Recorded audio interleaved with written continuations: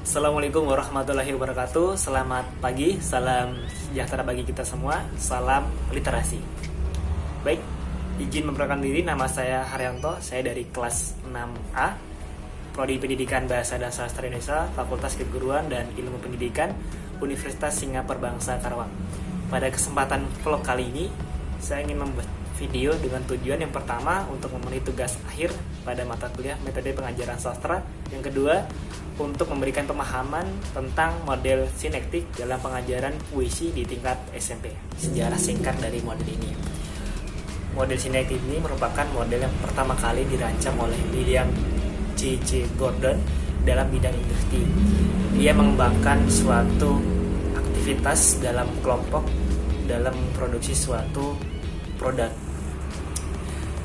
Kemudian setelah berkembang pesat di bidang industri, Gordon mengembangkan model ini dalam ranah pendidikan ataupun dalam ranah sekolah. Karena model ini bertujuan untuk menumbuh kembangkan aktivitas dan kreativitas siswa dalam memecahkan suatu permasalahan.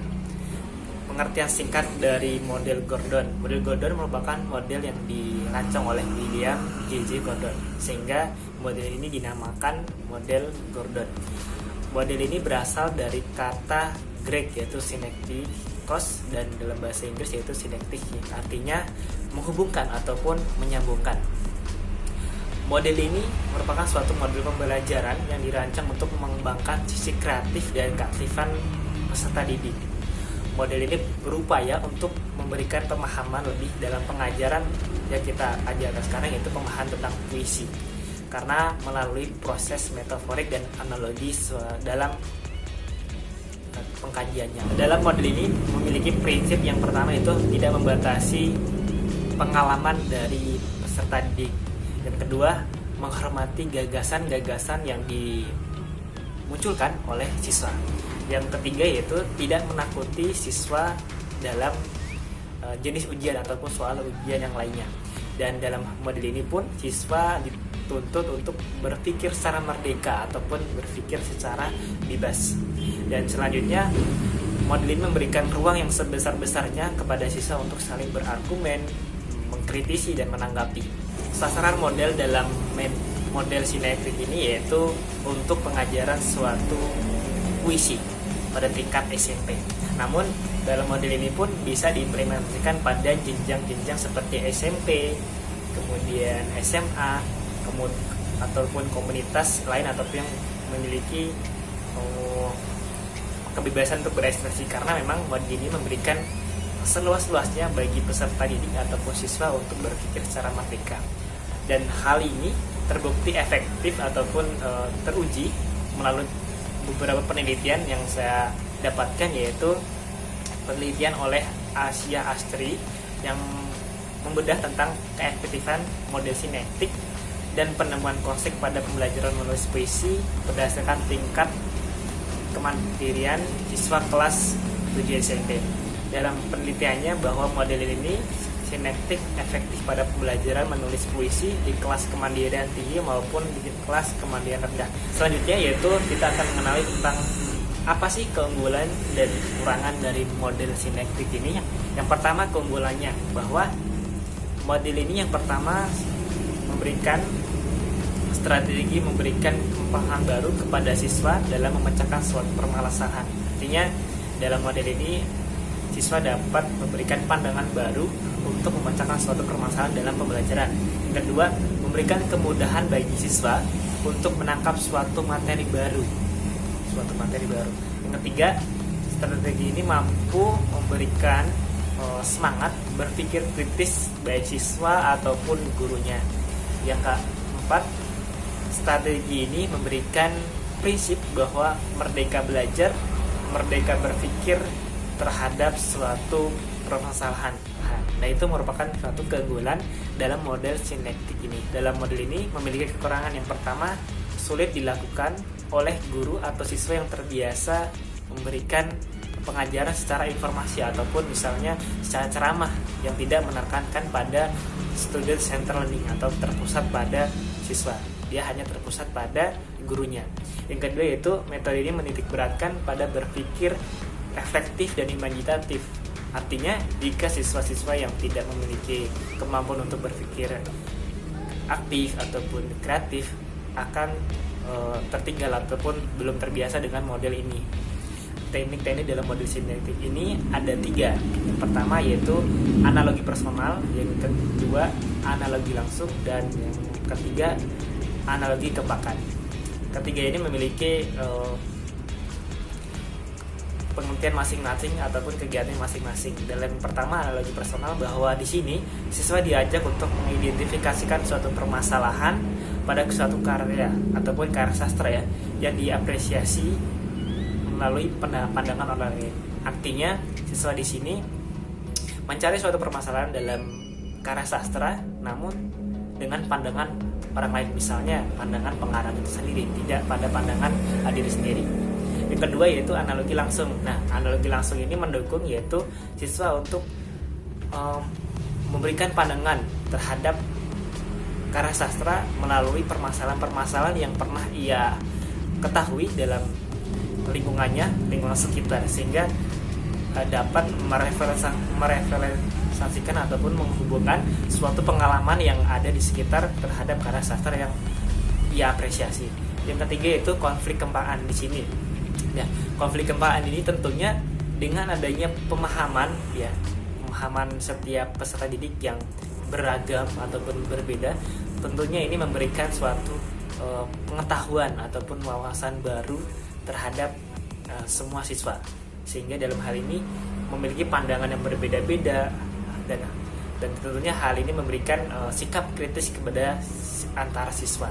Dan sikap ini tidaklah hal yang negatif, namun tentunya hal ini memberikan bahwa siswa aktif dan kreatif dalam memecahkan suatu permasalahan, dalam memandang suatu permasalahan dalam suatu karya sastra.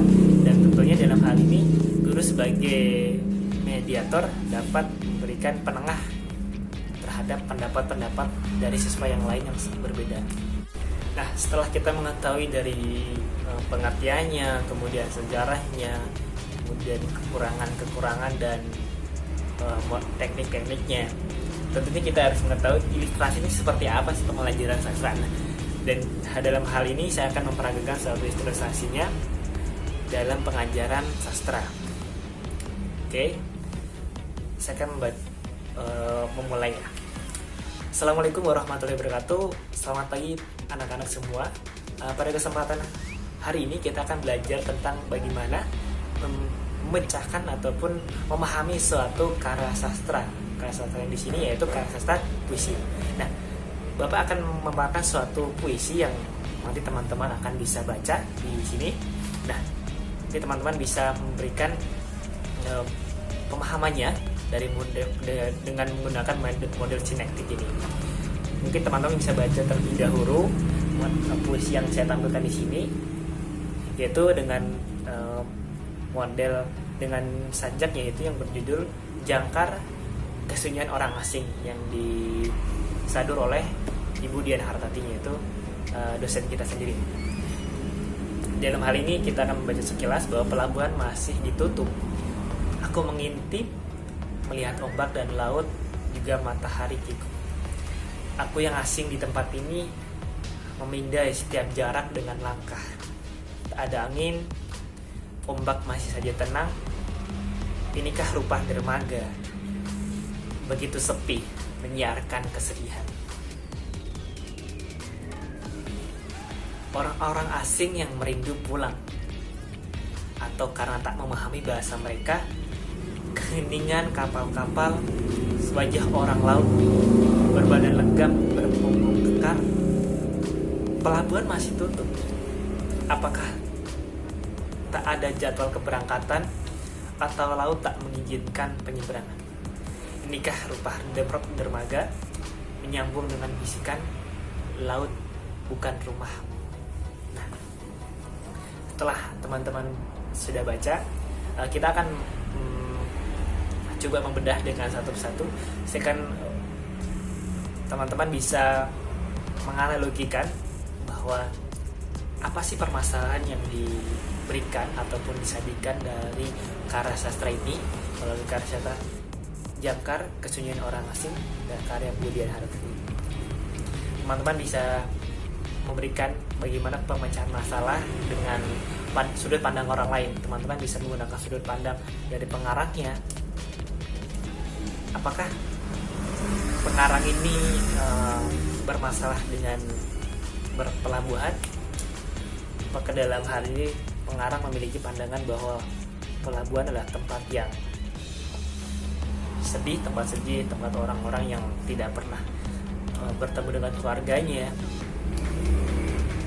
atau dalam hal ini pengarang memberikan gambaran bahwa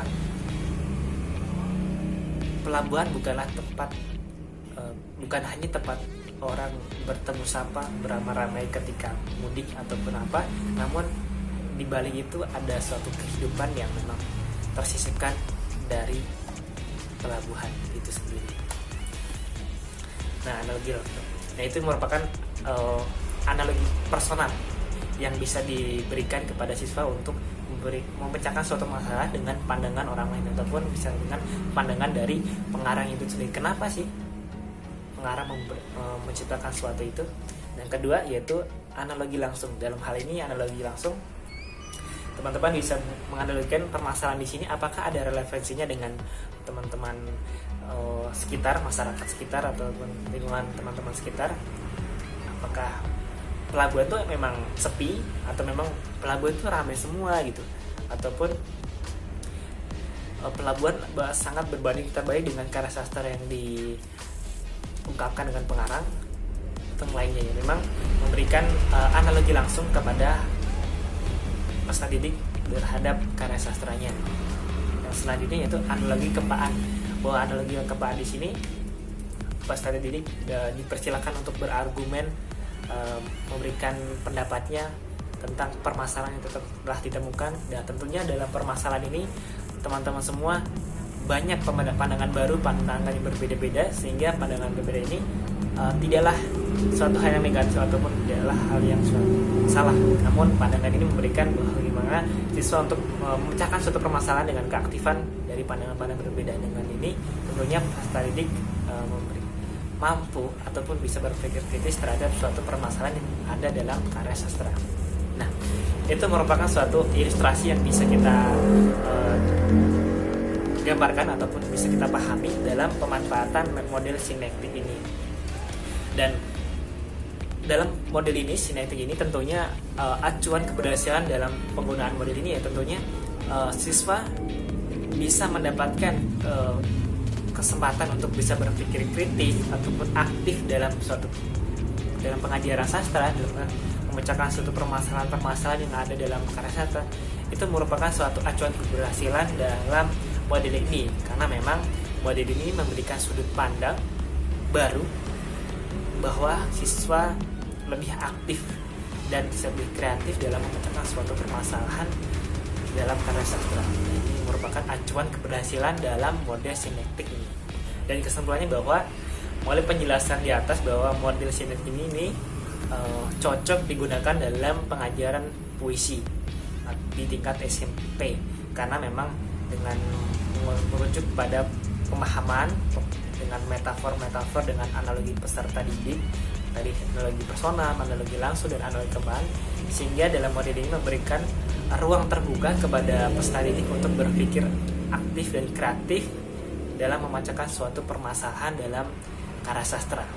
Nah, ini menjadi alternatif bagi Bapak Ibu guru atau kita semua yang sedang mengajarkan sastra di tingkat SMP ataupun sekolah.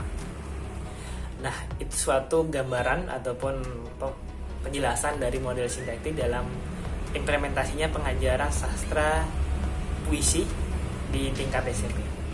Mungkin cukup sekian dari penjelasan vlog kali ini tentang model sintaktik dalam pengajaran puisi di tingkat SMP.